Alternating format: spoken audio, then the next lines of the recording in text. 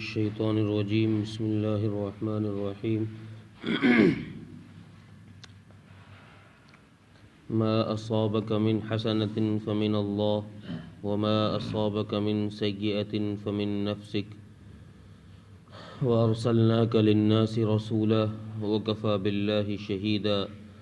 من يطع الرسول فقد أطاع الله ومن تولى فما أرسلناك عليهم حفيظا.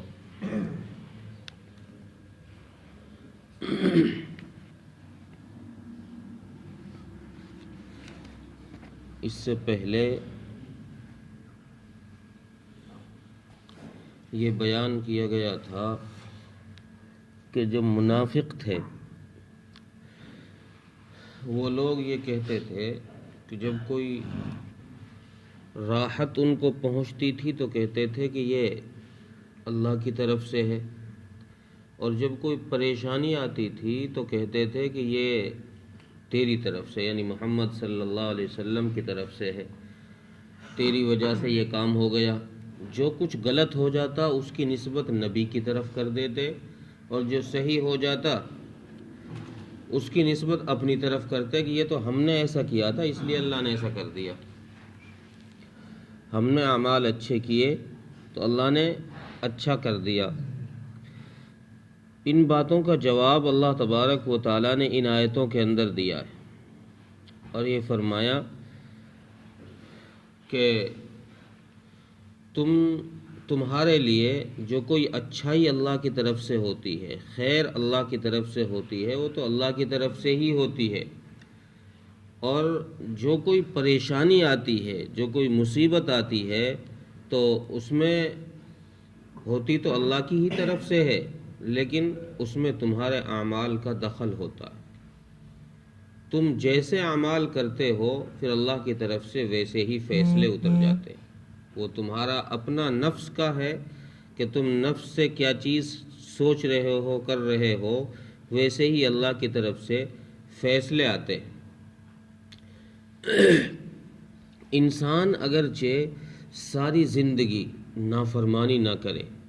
ساری زندگی اطاعت میں گزار دے، فرما برداری میں گزار دے، کسی قسم کا کوئی گناہ نہ کرے،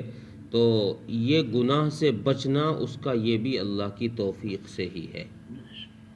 اس میں انسان کا کوئی کمال نہیں ہے. اسی طریقے سے اللہ کی کسی نعمت کا مل جانا یہ انسان کا حق نہیں ہے کہ بھئی اس کو دی جائے یہ نعمت. کیوں؟ اس لیے کہ وہ اچھے کام کر رہا ہے. بھائی اچھے کام کرنا، انسان جو اچھے کام کر رہا ہے یہ اللہ کی توفیق سے کر رہا ہے، اپنے من سے نہیں کر رہا. اپنا اس میں اس کا کوئی کمال نہیں ہے. جب اپنا اس کا کوئی کمال نہیں ہے تو پھر یہ کسی نعمت کا بھی مستحق نہیں ہونا چاہیے. تو یہ جتنی نعمتیں ہم دے رہے ہیں اللہ تبارک و تعالی، یہ ساری نعمتیں اللہ کی توفیق سے مل رہی ہیں. ہمارا اس میں کوئی نہ حق ہے اور نہ ہمارا اس میں کسی قسم کا کوئی دخل ہے. اور جو کوئی مصیبت آتی ہے وہ ہمارے اپنے اعمال کی وجہ سے آتی ہے. حدیث میں ہے، حضرت ابو ہریرہ رضی اللہ عنہ فرماتے ہیں کہ اگر تجھے ایک کانٹا بھی چبھے تو وہ تیرے اپنے اعمال کی وجہ سے ہوتا ہے، لیکن اللہ تبارک و تعالیٰ اس کانٹے کے چبھنے پر بھی تیرے یا تو اللہ گناہ معاف کر دیتے ہیں یا تیرے درجے بلند کر دیتے ہیں. اسی طریقے سے ایک روایت میں ہے کہ اگر تجھ کو ٹھوکر بھی لگتی ہے تو اس ٹھوکر کے لگنے سے اللہ تبارک و تعالیٰ یا تو گناہ تیرے معاف کر دیں گے یا تیرے درجے بلند کر دیں گے. تو انسان کی اپنے اعمال کی وجہ سے برائیاں آتی ہیں، پریشانیاں، تکلیفیں آتی ہیں، اور قرآن کریم میں اللہ تبارک و تعالیٰ نے فرمایا وَيَعْفُو عَنْ كَثِيرٍ. بھئی زیادہ برائیاں تو وہ ہیں جن کو ہم یوں ہی درگزر کر دیتے ہیں، دیکھی اندیکھی جن کو ہم کر دیتے ہیں، معاف کر دیتے ہیں. زیادہ برائیاں تو تمہاری وہ ہیں، یہ تو بہت کم برائیاں ہیں جن پر ہم تم کو پکڑتے ہیں، جن پر تمہاری طرف کوئی پریشانی آتی ہے، کوئی مصیبت آتی ہے. یہ تو بہت تھوڑے کام ہیں، تھوڑے اعمال ہیں. زیادہ تر کو ہم معاف فرما دیتے ہیں۔ اور اپنے حبیب صلی اللہ علیہ وسلم کو تسلی اللہ تبارک و تعالیٰ نے یہ دی، وَأَرْسَلْنَاكَ لِلنَّاسِ رَسُولًا، نبی جی آپ گھبرائیے نہیں، ان لوگوں کو آپ بھسنے دیجئے، یہ جو بھی کچھ کہہ رہے ہیں بھونک رہے ہیں ان کو بھونکنے دیجئے، آپ کو تو ہم نے سارے انسانوں کے لیے رسول بنا کے بھیجا، نہیں مانے کوئی بات نہیں، آپ ان کی فکر کیوں کر رہے ہو، کوئی اور مانے گا آ کر۔ کچھ لوگ اور ایسے آئیں گے جو آپ کی اطاعت کریں گے، آپ کی بات مانیں گے، یہ نہیں مانتے تو ان کو نہ ماننے دیجئے، آپ ان کی طرف سے بے فکر نہ رہیں، آپ ان کی طرف سے فکر مند نہ رہیں، تو یہ ان کو ان کے حال پر چھوڑ دیں، آپ کا کام صرف سمجھانا ہے۔ وَكَفَى بِاللَّهِ شَهِيدًا، اور اللہ تبارک و تعالی کافی ہے آپ کے لیے بطور گواہ کے۔ اس کا مطلب یہ ہے کہ اللہ تبارک و تعالی آپ کے نبی ہونے کے گواہ ہیں۔ کیسے؟ دنیا میں تو اس طریقے سے کہ جب آپ زندہ تھے تو اللہ تبارک و تعالی آپ کے ذریعے سے معجزات دکھاتا تھا، آپ کے ذریعے سے اللہ نے معجزات دکھائے، اور جیسے رسول اکرم صلی اللہ علیہ وسلم کی انگلیوں سے پانی کا چشمہ نکلنا، انگلی کے اشارے سے چاند کے ٹکڑے ہو جانا، مردہ گوہ کا زندہ ہو جانا، ہاتھ میں کنکریوں کا کلمہ پڑھ لینا، یہ سارے رسول اکرم صلی اللہ علیہ وسلم کے معجزات ہیں۔ ان معجزات کو دکھانے والے رسول اکرم صلی اللہ علیہ وسلم کے ذریعے سے اللہ تبارک و تعالیٰ نے ہی دکھوائے ہیں، یہ اللہ کے حکم سے ہی یہ ہوا ہے، ورنہ کوئی کتنی طاقت لگا لے پتھر کیسے بول سکتا ہے، مری ہوئی چیز کیسے زندہ ہو سکتی ہے، یہ انسان کے بس کی نہیں ہے، بلکہ اللہ تبارک و تعالیٰ نے بطور گواہی کے اپنے حبیب صلی اللہ علیہ وسلم کی نبوت کی شہادت دلوائی ہے اس مردہ گوہ سے بھی اور ان پتھروں سے بھی، تاکہ لوگوں کو پتہ چل جائے کہ یہ معجزات ہیں اور ان معجزات کو نبی ہی کر سکتا ہے، نبی کے علاوہ غیر نبی ان کو نہیں کر سکتا۔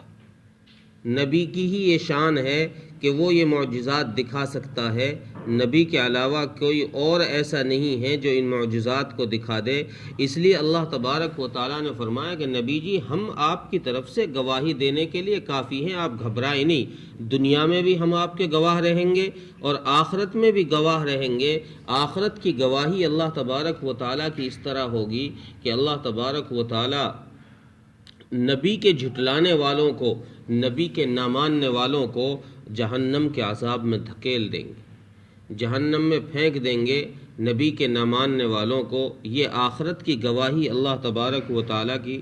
طرف سے ہوگی۔ اور اگلی آیت میں اللہ تبارک و تعالیٰ نے فرمایا کہ جس شخص نے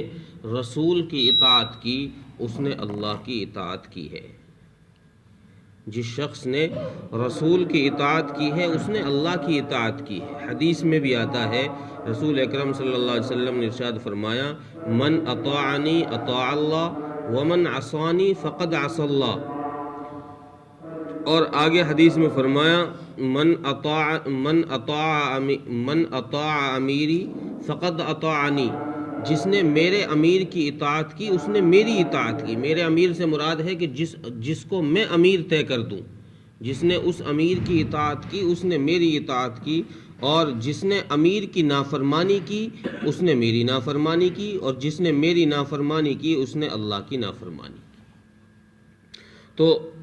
یہ ایک سلسلہ ہے کہ رسول اکرم صلی اللہ علیہ وسلم کی اطاعت کرنے والے کو کہا جا رہا ہے کہ جس نے اللہ کے نبی کی اطاعت کر لی ہے یہ شخص اللہ کا بھی فرما بردار کہلاتا ہے، اور جو نبی کی اطاعت نہ کرے یہ شخص اللہ کا بھی نافرمان کہلاتا ہے۔ اور پھر آگے فرماتے ہیں، وَمَن تَوَلَّا فَمَا أَرْسَلْنَاكَ عَلَيْهِمْ حَفِيظًا، نبی جی آپ کا کام صرف سمجھانا ہے، آپ کا کام صرف سمجھانا ہے، آپ ان کے پیچھے، ہم نے اس لیے آپ کو نہیں بھیجا کہ آپ ان کے پیچھے لاٹھی لے کر ڈنڈا لے کر پھرتے رہیں اور ان کو کسی غلط کام میں ملوث نہ ہونے دیں، آپ ان پر کوئی نگراں نہیں ہے، ہم نے ان پر آپ کو محافظ بنا کر نہیں بھیجا، داروغہ بنا کر نہیں بھیجا، نگراں بنا کر نہیں بھیجا، ہم نے آپ کو صرف رسول بنا کر بھیجا ہے۔ رسول کا کام ہوتا ہے امت کو سمجھانا، آپ نے ان کو سمجھا دیا ہے، یہ مان رہے ہیں تو ان کی مرضی، نہیں مان رہے تو ان کو ان کا حال پر چھوڑو، آپ ان کے پیچھے اتنے پریشان کیوں ہو رہے ہیں؟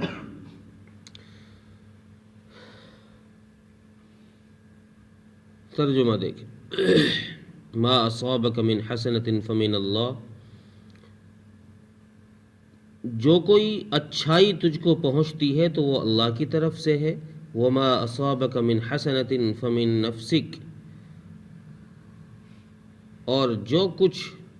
برائی تجھ کو پہنچتی ہے تو وہ تیرے اپنے اعمال کی وجہ سے ہے، تیرے نفس کی وجہ سے ہے۔ وَأَرْسَلْنَاكَ لِلنَّاسِ رَسُولًا، اور نبی جی ہم نے آپ کو سارے انسانوں کے لیے، تمام انسانوں کے لیے رسول بنا کر بھیجا ہے۔ وَكَفَى بِاللَّهِ شَهِيدًا، اور اللہ تبارک و تعالی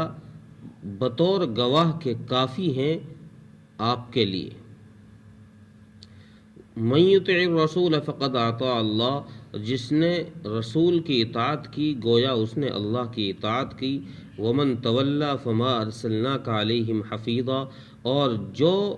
الٹے پاؤں پھر گیا، یعنی جس نے بات نہ مانی تو نبی جی آپ کو ہم نے ان پر کوئی محافظ بنا کے تھوڑی بھیجا ہے کہ آپ ہر وقت ان کی پیچھے ڈنڈا لے کے ہی پھرتے رہیں۔ اللہ تعالیٰ عمل کی توفیق عطا فرمائے۔